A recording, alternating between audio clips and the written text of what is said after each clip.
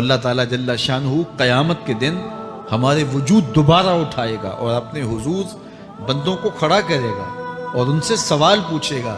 یہ نہیں ہے کہ جو مرضی کرتے گئے، ایک آدمی نے ظلم کیا، جبر کیا، زیادتیاں کی، لوگوں کا حق لوٹا، لوگوں کا مال غصب کیا، عزتیں پامال کی، اور اتنا مؤثر تھا کہ عدالتیں وہ خرید لیتا تھا، کچہریاں وہ خرید لیتا تھا، پولیس وہ خرید لیتا تھا، کوئی سے پوچھنے والا نہیں تھا، اس کی بات چلتی تھی، اس کا فون چلتا تھا، اس کا رکا چلتا تھا، عیش و عشرت کی زندگی گزاری اور مر گیا، ہزاروں کے حق غصب کر کے، ہزاروں کا مال ہڑپ کر کے، لوگوں کی آبروئیں لوٹ کے مر گیا اور قبر میں چلا گیا، بس قصہ ختم۔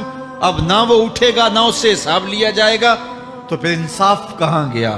ایک عدالت ایسی ہونی چاہیے کہ جس عدالت میں اس کو بھی پکڑا جائے اور ٹکٹکی پہ باندھا جائے کہ دنیا پر تو کسی نے تجھے پکڑا نہیں، آ اس عدالت میں تیرے خلاف سلطانی گواہ بھی موجود ہیں اور تجھے گناہوں کا، جرم کا بدلہ بھی دیا جائے گا، اور منصف جو ہے وہ انصاف کرے اور ان مظلوموں کو کھڑا کیا جائے کہ دنیا پر تو تمہاری داد رسی کسی نے کی، اس دربار میں تمہاری پوری پوری داد رسی کی جائے گی۔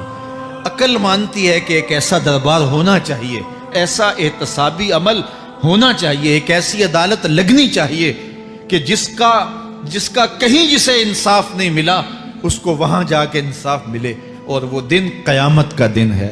اس کا یقین زندگی میں نظم پیدا کر دیتا ہے اور تھر تھر بدن کانپتا ہے کہ آج اگر ہم مؤثر بھی ہو جائیں اور کسی کے سامنے جواب دے نہ ہوں، لیکن ایک عدالت تو ہے جہاں ہم نے جواب دہ ہونا ہے اور اپنے ایک ایک عمل کا حساب دینا ہے۔ تو اللہ ارشاد فرماتا ہے کہ اس عدالت کے سامنے تم نے پیش ہونا ہے، تمہارے جوڑ جوڑ کو اللہ تعالیٰ دوبارہ کھڑا کرے گا اور اس کو دوبارہ تخلیق کرے گا اور پیدا کرے گا، اور تم دوبارہ کھڑے ہو جاؤ گے، اس کے حضور پیش ہوگے۔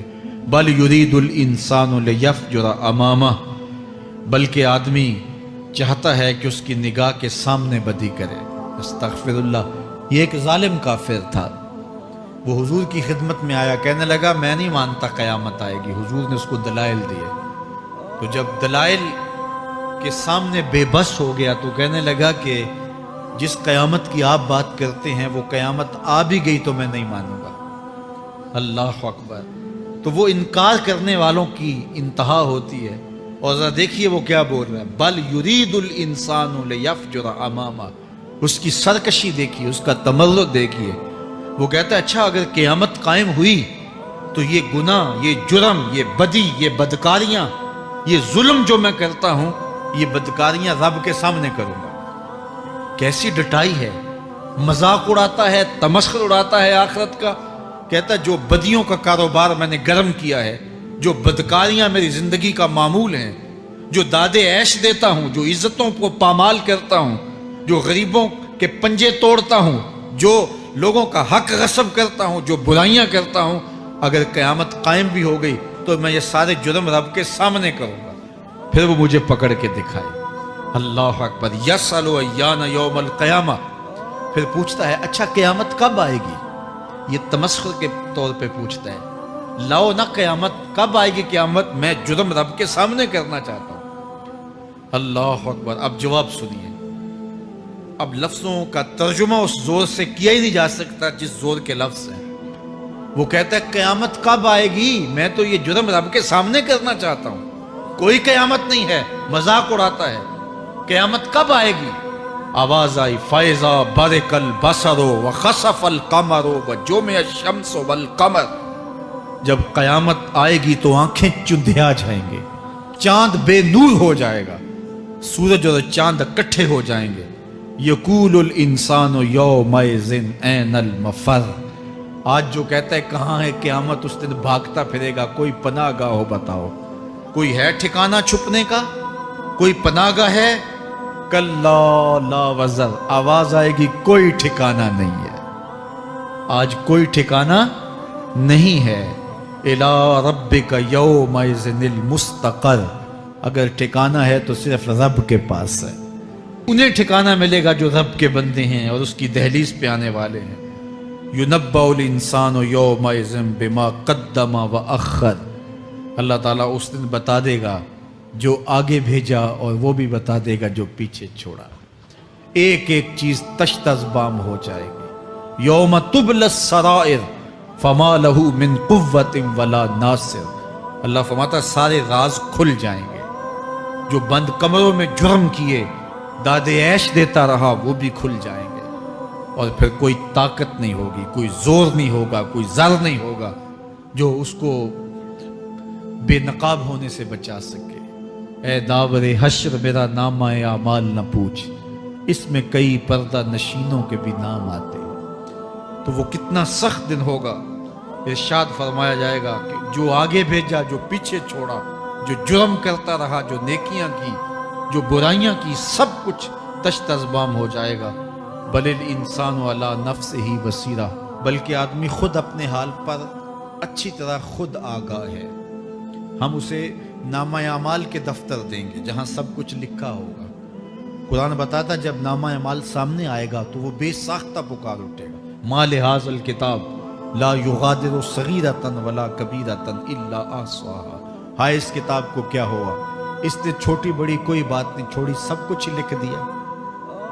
نامہ اعمال سامنے ہوگے، زمین بولے گی، ہاتھ پاؤں بولیں گے، فرشتے بولیں گے، کرامن کاتبین بتائیں گے یہ کیا کیا جرم کرتا رہا، کیا کیا گناہ کرتا رہا. تو اس دن ہر شے سامنے آ جائے گی. تو یہ تو ثبوت ہوں گے ہی ہوں گے، لیکن اللہ فرماتا ہے ثبوت تو اپنی جگہ، لیکن بل الانسان علی نفسہ بصیرہ. کیا انسان کو خود نہیں پتا کہ وہ کہاں کھڑا ہے؟ اس کو اپنے جرائم کی فہرست خود یاد ہے، اس کے ضمیر پہ خود اس کا بوجھ موجود ہے. اسے یہ نامہ اعمال نہ بتاتے، فرشتے نہ بتاتے، پھر بھی اسے پتا تھا کہ میں کیا ہوں اور کہاں میں نے جرم کیا ہے. وَلَوْ أَلْقَى مَعَاذِيرَهُ. اللہ اکبر. اگر اس کے پاس جتنے بہانے ہوں سب لا ڈالے، جب بھی کوئی اس کا بہانہ نہیں سنا جائے گا. قیامت کا دن ہوگا، دنیا کے اوپر تو بہانوں سے انسان بچ نکلتا ہے. کوئی جھوٹ بول لیا، کوئی جھوٹا گواہ پیش کر دیا، کوئی مکر کر لیا، کوئی رشوت چل گئی، کوئی سفارش کام آ گئی، کوئی بہانہ تراش لیا، بات کو توڑ موڑ کے پیش کر لیا. لیکن قیامت کا جب دن ہوگا تو کوئی نہ جھوٹا گواہ چلے گا، نہ رب کی پولیس رشوت لیتی ہے، نہ وہاں انصاف کے خلاف کوئی کام ہوگا، اور نہ ہی کوئی بہانہ چل سکے گا. اللہ اکبر. دوسری بات مفسرین نے یہ بھی لکھی کہ بعض اوقات یہ ہوتا ہے کہ انسان اپنے گناہ پر، اپنے جرم پر کوئی بہانہ تلاش کر کے لوگوں کو مطمئن کر لیتا ہے. جو اس نے جرم کیا، کسی سے زیادتی کی، کسی کا حق غصب کیا، تو لوگوں نے ملامت کی تو وہ کوئی بہانہ تراشتا ہے اور لوگوں کو مطمئن کر لیتا ہے. بعض کا لاجواب کر دیتا ہے، بعض کا مطمئن بھی کر لیتا ہے. وہ لوگوں کو تو مطمئن کر لیتا ہے لیکن وہ خود مطمئن نہیں ہو سکتا. جس نے جرم کیا ہوتا ہے، جرم اس کو اندر سے ڈستا رہتا ہے، اس کا ضمیر اس کو ٹھوکریں مارتا رہتا ہے، اندر کی بے چینی اسے تنگ کرتی رہتی ہے. اگرچہ وہ دلائل سے، مکر و فریب سے، باتوں کو توڑ موڑ کے عذر کر لیتا ہے، کوئی بہانہ بنا لیتا ہے، لیکن اس کے باوجود اس کے اندر کوئی چین، اندر کوئی اطمینان نہیں ہوتا. اللہ اکبر. تو مجرم بے چین رہتا ہے. آج ہماری بے چینیوں کا ایک سبب ہمارا مالک کی دہلیز سے منہ موڑنا اور بہت سارے دیدہ نادیدہ گناہوں کا ارتکاب کرنا ہے. جب ہم سے سستیاں ہو جاتی ہیں، کوتاہیاں ہو جاتی ہیں، تو وہ گناہ ہمارا پیچھا نہیں چھوڑتے اور ہمیں بے چین اور مضطرب رکھتے ہیں. تو بعض اوقات جو ہے وہ ہم کہتے ہیں کہ پتہ نہیں بے چینی کیا ہے. بے چینی گناہوں کی ہے. گناہ طبیعت میں بے چینی پیدا کر دیتا ہے، سکون نہیں آنے دیتا. اطمینان کی دولت چھن جاتی ہے جب کوئی شخص گناہ کرتا ہے. اور یہ لازمی نہیں ہے کہ وہ کسی کا حق غصب کرے، اس نے کسی کی عزت ہی پامال کی ہو، اس نے کسی کی آبرو پہ حملہ کیا ہو. اگر نماز چھوڑی ہے تو بے چینی یہ بھی کم نہیں ہے، یہ رب کی نافرمانی ہے. اگر اس کی نظر بھٹکی ہے تو یہ بھی کم بے چینی نہیں دیتی. اگر اس کا خیال بہکا ہے، اس نے زبان سے کسی کو دکھ دیا ہے، اس نے کسی کے لیے سب و شتم کا انداز اختیار کیا ہے، گالی گلوچ کا رنگ اختیار کیا ہے، تو پھر کیا ہوا کہ یہ بے چینی اندر کو توڑتی رہتی ہے. انسان چلتا پھرتا ہے لیکن اسے طمانیت نہیں ملتی، اسے سکون نہیں ملتا. سکون کب ملے گا؟ سکون تب ملتا ہے جب کسی سے زیادتی کی ہو تو اس سے جا کے معافی مانگ لی جائے، اور اس لجاجت کے ساتھ معافی مانگی جائے کہ وہ مجبور ہو جائے معاف کرنے پہ، تو پھر اندر طمانیت اتر جاتی ہے. اگر رب کی نافرمانیاں کی ہیں تو لیلۃ القدر کے دامن میں اس سے معافی مانگ لو، اتنی لجاجت سے معافی مانگو، اس قدر رو کے معافی مانگو، ترلے منت پہ اتر آؤ، ہاتھ جوڑو، آنسو بہاؤ، چیخو، چلاؤ، رو، اس کی دہلیز سے لپٹ جاؤ، اس سے اپنے گناہوں کی معذرت کرو. جب مالک نے معاف کر دیا اندر کی ساری بے چینیاں مٹ جائیں گی، دل کو قرار مل جائے گا، دل کو تسکین نصیب ہوگی. تسکین اس کی دہلیز سے تمہیں ملے گی، یہ اندر سے پھوٹتی ہے، باہر سے نہیں آتی ہے. تسکین کے قافلے اندر ہی اترتے ہیں، اندر سے اس کے سوتے پھوٹتے ہیں، اس کے چشمے پھوٹتے ہیں. ہم باہر سے ڈھونڈتے ہیں، باہر سے تسکین نہیں ملتی، یہ اندر سے آئے گی. اس لیے اس دل کے اوپر لگے ہوئے میل کچیل کو، غلاظت کو دور کر لو اور کھرچ دو دل کے اوپر پڑے ہوئے جتنے بھی زنگ ہیں. تو پھر نتیجہ کیا ہوگا؟ دل ستھرا ہوگا، مصفہ ہوگا، مزکا ہوگا، تو پھر دل پر نور ہوگا، تو پھر آپ کو زندگی گزارنے کا لطف اور سرور اور مزہ آنے لگ جائے گا. تو انسان جب دلیلیں تراشتا ہے، اس سے بعض اوقات اپنے آپ کو بھی مطمئن کرنے کی کوشش کرتا ہے، اوروں کو بھی مطمئن کر لیتا ہے، لیکن حقیقت میں اطمینان نہیں ہوتا، وہ بے چینی ہوتی ہے. تو اللہ تعالیٰ جل شانہ اس کہانی کو بیان کرتے ہوئے ایک اور مضمون کو بیان کیا، اور یہ بالکل درمیان میں جملہ معترضہ کے طور پہ جو ہے وہ نظر آ رہا ہے کہ بات تو چل رہی ہے، تو اچانک اللہ اپنے محبوب سے مخاطبہ فرماتا ہے اور کیا ارشاد کرتا ہے؟ لا تحرک بہ لسانک لتعجل بہ. تو یہ اچانک بات کیوں آ گئی؟ اصل بات یہ تھی کہ جب وحی نازل ہوتی تو آقا کریم علیہ السلام ہمہ تن گوش ہو کے اس وحی کو سنتے، پھر اس کو محفوظ کرنے کی فکر ہوتی کہ جو میں نے سنا ہے وہ اچھی طرح مجھے یاد ہو جائے. اور پھر آقا کریم علیہ السلام کی تیسری فکر یہ ہوتی کہ اس کے جو معارف ہیں، اسرار ہیں، اور اس کے جو ثمرات ہیں، اس کی جو تفصیلات اور نکلنے والے اس کے نتائج ہیں، وہ بھی اچھی طرح جو ہے وہ میں سمجھ پاؤں. تو یہ تین مشقتیں بیک وقت حضور گوارا کر رہے ہوتے. اب قیامت کا ہولناک منظر جو پیش کیا گیا، اور پھر انسان جب اپنے رب کی نافرمانی کرتا ہے تو جو اس کا حال ہوتا ہے، تو یہ سارے مضامین کو اللہ کے محبوب سن رہے تھے. حضور کے قلب اطہر پر گرانی آئی، اور میرے رب کو کیسے گوارا تھا. جو حضور سن رہے تھے جلدی جلدی اس کو زبان پہ لانا چاہ رہے تھے تاکہ وہ اچھی طرح ازبر ہو جائے، لیکن اللہ نے محبوب کی اس مشقت کو دیکھا تو فرمایا لا تحرک بہ لسانک لتعجل بہ. محبوب آپ اپنی زبان کو جنبش نہ دیں، آپ جلدی کرتے ہیں تاکہ وہ جو میں نے سنا ہے وہ میری زبان پہ آ جائے. ان علینا جمعہ و قرآن، یہ ہمارے اوپر ہے، ہم آپ کے دل میں جمع بھی کریں گے، جو آپ کو سکھایا ہے وہ آپ کو یاد بھی رہے گا، وہ آپ بھول نہیں سکیں گے. فَإِذَا قَرَأْنَاهُ فَاتَّبِعْ قُرْآنَهُ، اور جب ہم پڑھ لیں تو پھر اس کے بعد آپ اس کو دہرائیں پڑھیں. ثُمَّ إِنَّ عَلَيْنَا بَيَانًا، پھر اس کی تفصیل بھی ہمارے ذمہ ہے، اس کا بیان بھی ہمارے ذمہ ہے. اس سے وہ لوگ جو حجیت حدیث کا انکار کرتے ہیں اور پھر وہ کہتے ہیں کہ نہیں بس قرآن مجید کی آیات ہی ہیں، اس کے علاوہ اور کچھ نہیں ہے، وہ من اللہ نہیں ہے، تو یہاں غور کرنا ہے. ثم ان علینا بیانہ فرمایا گیا، پھر ہمارے اوپر ہے اس کا بیان جو آپ کو ہم القاء کریں. اور آقا کریم نے فرمایا، سنن نسائی کی روایت ہے، انما اوتیت القرآن ومثلہ معہ، مجھے قرآن دیا گیا اور قرآن جتنے اور علوم بھی میرے سینے میں رکھے گئے. تو صرف قرآن ہی نہیں اتارا گیا حضور کے سینے میں، حضور کے سینے میں بہت کچھ نازل کیا. حضور کا سینہ گنجینہ ہے اسرار و معانی کا، اور اللہ تعالیٰ جل شانہ نے اپنے محبوب کو بہت کچھ عطا کیا. یہ بیان کرنے کے بعد فرمایا کلا بل تحبون العاجلہ وتذرون الآخرہ. اللہ اکبر. کوئی نہیں بلکہ یہ جو تم لوگ ہو اے کافرو، تم اس چیز کو پسند کرتے ہو جو بالکل نقد ہے، جو جلد ملنے والی ہے۔ دنیا کا سودا نقد ہے، دنیا کے نفع نقد ہیں، دنیا کی لذات نقد ہیں۔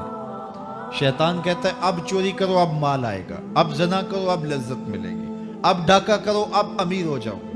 تو دنیا کے سودے نقد ہیں اور آخرت کے وعدے ادھار ہیں۔ وہ ارشاد فرمایا بل تحبون العاجلہ، تم دنیا کی جو عاجل چیزیں ہیں، جو بالکل نقد سودے ہیں، تم ان کے پیچھے پڑتے ہو، وتذرون الآخرہ، اور آخرت کو چھوڑتے ہو۔ دوسرے مقام پہ ارشاد فرمایا سورہ الاعلیٰ میں بل تؤثرون الحیات الدنیا والآخرۃ خیر وابقی، تم دنیا کی جیتی زندگی کو ترجیح دیتے ہو، حالانکہ آخرت بہتر بھی ہے اور دائمی بھی۔ میں آپ کی توجہ چاہوں گا، آخرت بہتر بھی ہے اور دائمی بھی، لیکن تمہاری ترجیح یہ دنیا ہے جس کی آخرت کے مقابلے میں کوئی حیثیت ہی نہیں ہے۔ حضور نے ارشاد فرمایا اگر کسی کو جنت میں ایک کوڑا رکھنے کی جگہ مل جائے، ایک ڈنڈا رکھنے کی جگہ مل جائے، دنیا و ما فیہا کی دولتوں سے وہ زیادہ قیمتی ہے۔ 7 براعظموں پہ پھیلی ہوئی کائنات، سمندروں کی تہوں میں قیمتی موتی، پہاڑوں کے دامن میں قیمتی معدنیات، مالیاتی اداروں کے پاس سرمائے، لوگوں کے پاس دولت کے انبار، یہ سارے اکٹھے کر لیے جائیں اور ان کی قیمت لگائی جائے، اور جنت میں ایک ڈنڈا رکھنے کی جگہ، ایک عصا رکھنے کی جگہ، ایک کوڑا رکھنے کی جگہ، وہ جگہ پھر بھی زیادہ قیمتی ہے۔ پراپرٹی ویلیو ہوتی ہے نا، وہ کہتے ہیں کہ دور دراز دیہات سے 10 ایکڑ فروخت کریں تو یہاں ہمارے بائی پاس پہ اگر لیں تو 1 کنال جگہ آئے گی، 10 ایکڑ فروخت کر کے یہاں 1 کنال ملے گی۔ اور اگر آپ مزید اس کو فروخت کر کے مزید جو ہے وہ کسی مہنگے علاقے میں چلے جائیں تو ہو سکتا ہے 2 مرلے اس 10 ایکڑ کے مقابلے میں آئیں۔ تو اس طرح مختلف جگہوں کی پراپرٹی ویلیو ہوتی ہے۔ اللہ کے محبوب جنت کی پراپرٹی ویلیو بتا رہے ہیں۔ 7 براعظموں پہ پھیلی ہوئی کائنات کو ایک پلڑے میں رکھیں، پوری دنیا کے اندر جو سرمائے ہیں، جو ماضی میں سرمائے لوگوں نے خرچ کر لیے، جو حال میں موجود ہیں، جو آنے والے ادوار میں لوگوں کے پاس آئیں گے، قارون کا خزانہ اور سرمائے سارے اکٹھے کر کے ایک پلڑے میں رکھ دیں، جنت میں ایک عصا رکھنے کی جگہ پھر بھی زیادہ قیمتی ہے۔ تو پھر دنیا کی آخرت کے مقابلے میں قیمت کیا ہوئی؟ دنیا کی جنت کے مقابلے میں ویلیو کیا ہوئی؟ اور جنت میں سب سے کم جگہ کس کو ملے گی؟ جو سب سے آخر میں جائے گا۔ ظاہر ہے سب سے کم جگہ اسی کے پاس ہوگی جو سب سے آخر میں جہنم کے دھکے کھا کھا کے، رگڑے سہ سہ کے پھر آخر میں جنت میں جائے گا۔ سب سے تھوڑی جگہ اس کے پاس ہوگی۔ حدیث پاک میں آتا ہے، بخاری میں آتا ہے، حضور نے ارشاد فرمایا کہ جب جہنم سے آخری جہنمی نکالا جائے گا تو اللہ تعالیٰ اسے پوچھے گا بتا تیری کوئی آرزو؟ تو وہ کہے گا مالک یہ آرزو ہے، یہ آرزو ہے، مختلف آرزویں بتائے گا۔ اللہ فرمائے گا لکا ما تمنیتا، جو تو نے آرزو کی جا جا تجھے میں نے عطا کر دی، اب جنت میں چلا جا۔ تو اس کی تو توقع یہ ہوگی کہ سایہ دیوار جنت میں جگہ مل جائے تو غنیمت ہے، اور اگر جنت کے اندر جاؤں تو کوئی جھونپڑا مل جائے 2 مرلے کا تو وہ بھی کافی ہے۔ لیکن اللہ اسے کتنی جگہ دے گا؟ اللہ فرمائے گا جا جنت میں، تیرے لیے جنت میں دنیا سے 10 گنا جگہ ہے۔ 7 بر اعظموں کو 10 سے ضرب دے تو کہا کہ دنیا سے 10 گنا جگہ تیرے لیے۔ اس کو یقین ہی نہیں آئے گا، وہ کہے گا تسخر وانت الملک، میرے رب تو بادشاہ ہو کے مجھ سے مذاق کر رہا ہے؟ اللہ فرمائے گا نہیں، تیرے لیے 10 گنا جگہ ہے، اور اس کے لیے 10 گنا جگہ ہوگی جو سب سے آخر میں جنت میں جائے گا۔ میں آپ کی توجہ چاہوں گا، جو آخری جنتی ہے اس کے پاس کتنی جگہ ہوگی، کتنی پراپرٹی ہوگی؟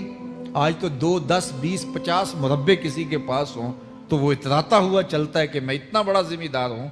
جنت میں آخری جنتی کی جگہ کتنی ہوگی؟ دنیا سے 10 گنا جگہ۔ تو داتا گنج بخش علی حجویری کی جاگیروں کا عالم کیا ہوگا؟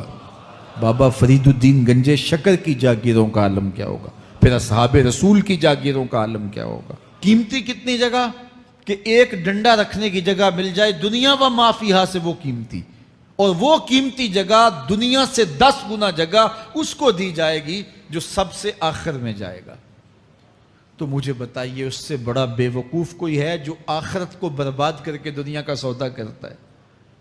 بل تؤثرون الحیات الدنیا والآخرۃ خیر وابقی، کہا آخرت بہتر بھی ہے اور دائمی بھی ہے، نہ ختم ہونے والی زندگی ہے۔ تو یہاں بھی ارشاد فرمایا کلا بل تحبون العاجلہ وتذرون الآخرہ، تم نقد کے پیچھے دوڑتے ہو، آخرت جو ادھار ہے اس کی پرواہ نہیں کرتے ہو۔ یہ نقد تمہیں مل بھی جائے، پہلی تو بات ہے ملتی نہیں ہے، دنیا تمہارے آگے بھاگتی ہے۔